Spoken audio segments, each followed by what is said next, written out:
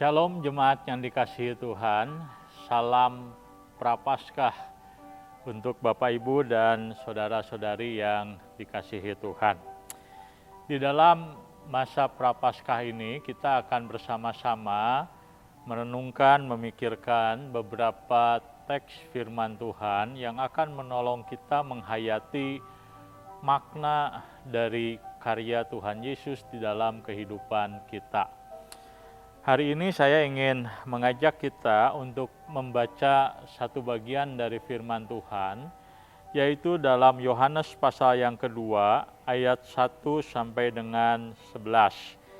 Di dalam Alkitab, kita membaca bahwa teks firman Tuhan ini diberikan judul Perkawinan di Kana. Saya akan membacakan bagi jemaat sekalian, demikian firman Tuhan. Pada hari ketiga ada perkawinan di Kana yang di Galilea, dan ibu Yesus yang ada di situ. Yesus dan murid-muridnya diundang juga ke perkawinan itu. Ketika mereka kekurangan anggur, ibu Yesus berkata kepadanya, "Mereka kehabisan anggur." Kata Yesus kepadanya, "Mau apakah engkau daripadaku, ibu? Saatku belum tiba." Tetapi ibu Yesus berkata kepada pelayan-pelayan, "Apa yang dikatakan kepadamu, perbuatlah itu." Di situ ada juga 6 tempayan yang disediakan untuk pembasuhan menurut adat orang Yahudi, masing-masing isinya 2-3 buyung. Yesus berkata kepada pelayan-pelayan itu, "Isilah tempayan-tempayan itu penuh dengan air," dan mereka pun mengisinya sampai penuh. Lalu kata Yesus kepada mereka, "Sekarang cedoklah dan bawalah kepada pemimpin pesta." Lalu mereka pun membawanya. Setelah pemimpin pesta itu mengecap air yang telah menjadi anggur itu, dan ia tidak tahu dari mana datangnya, tetapi pelayan-pelayan yang mencedok air itu mengetahuinya. Ia memanggil mempelai laki-laki dan berkata kepadanya, "Setiap orang menghidangkan anggur yang baik dahulu, dan sesudah orang puas minum, barulah yang kurang baik. Akan tetapi engkau menyimpan anggur yang baik sampai sekarang." Hal itu dibuat Yesus di Kana di Galilea sebagai yang pertama dari tanda-tandanya, dan dengan itu ia telah menyatakan kemuliaannya dan murid-muridnya percaya kepadanya. Jemaat yang dikasihi Tuhan, peristiwa Yesus mengubah air menjadi anggur adalah peristiwa yang sangat terkenal di dalam Injil Yohanes. Peristiwa itu disebut sebagai tanda yang pertama. Nah, istilah tanda itu sebenarnya digunakan oleh Alkitab untuk mengajar kepada kita bahwa setiap mujizat yang Yesus lakukan itu tidak pernah berdiri sendiri. Mujizat yang Yesus lakukan selalu menunjuk kepada satu makna tertentu. Sama seperti kalau kita melihat di jalan ada sebuah tanda, misalnya huruf S.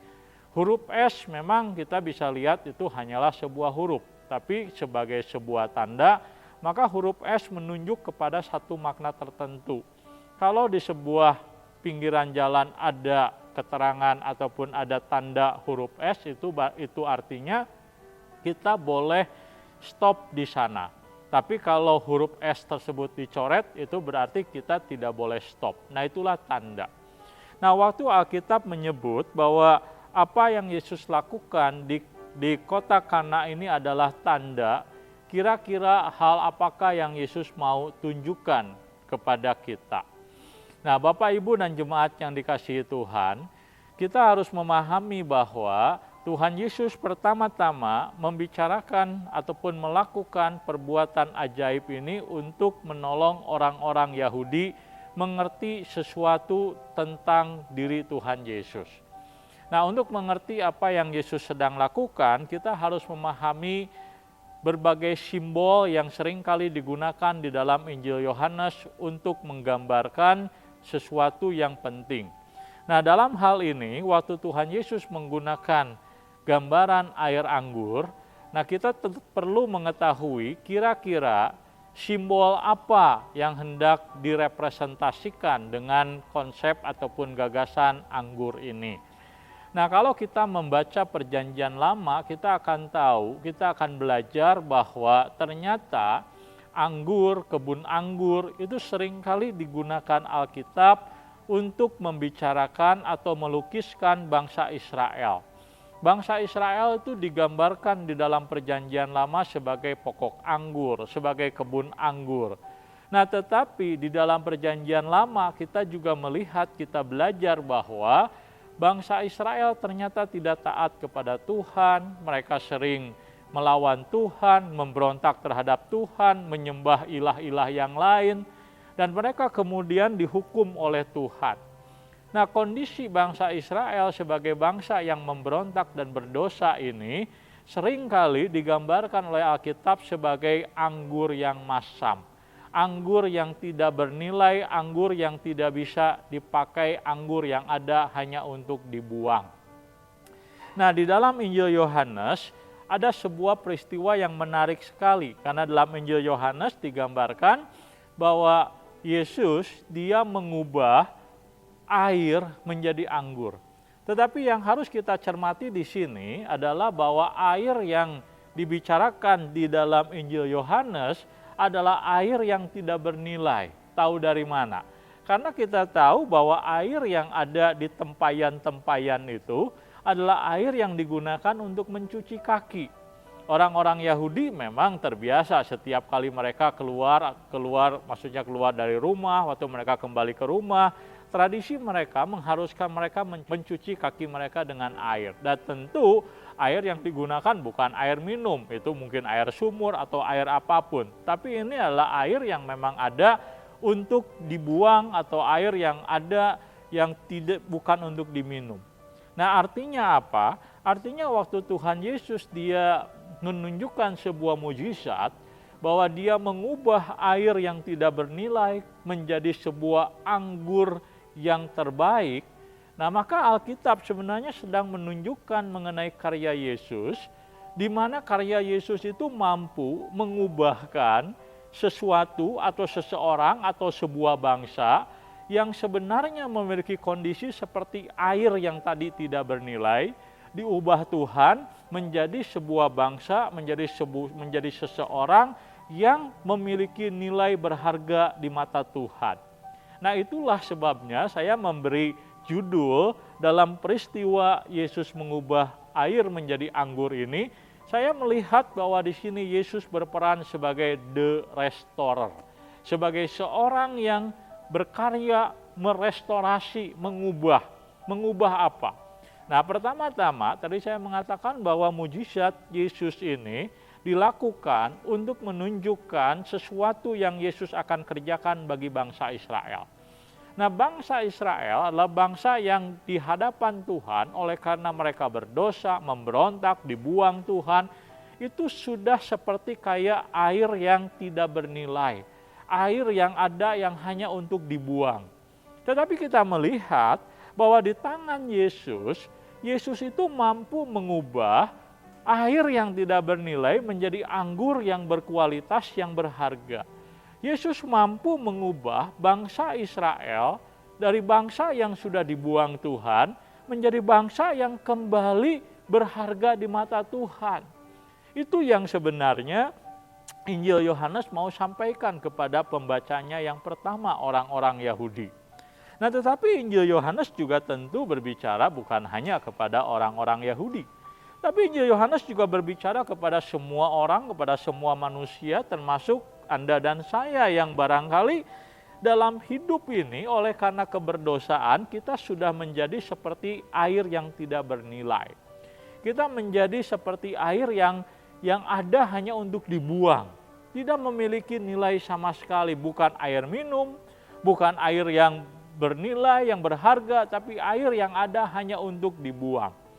Tetapi kalau kita percaya kepada Yesus, kalau kita menyerahkan hidup kepada Yesus, nah maka Yesus itu mampu merestorasi kehidupan kita, mengubahkan kehidupan kita. Menjadi apa? Menjadi seperti anggur yang sangat bernilai, sangat berharga, di hadapan Tuhan.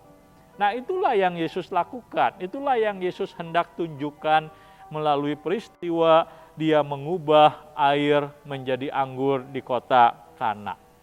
Bapak, Ibu, dan jemaat yang dikasihi Tuhan, dalam pergumulan hidup kita tentu pernah mengalami bagaimana diri kita satu kali merasa begitu tidak bernilai, begitu tidak berharga.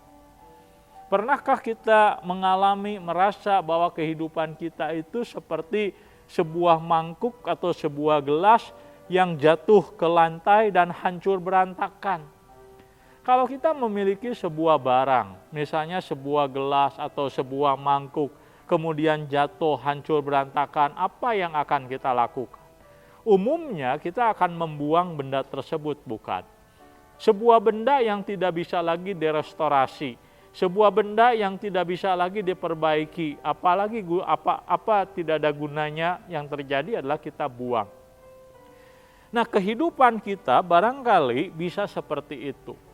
Baik ketika kita dulu sebelum percaya Yesus kita hidup dalam dosa, kehidupan kita menjadi seperti itu, atau ketika kita percaya kepada Yesus tetapi kita mengalami pengalaman-pengalaman hidup yang pahit, pengalaman-pengalaman hidup yang menyesakkan, pengalaman-pengalaman hidup yang membuat kita serasa hancur berantakan.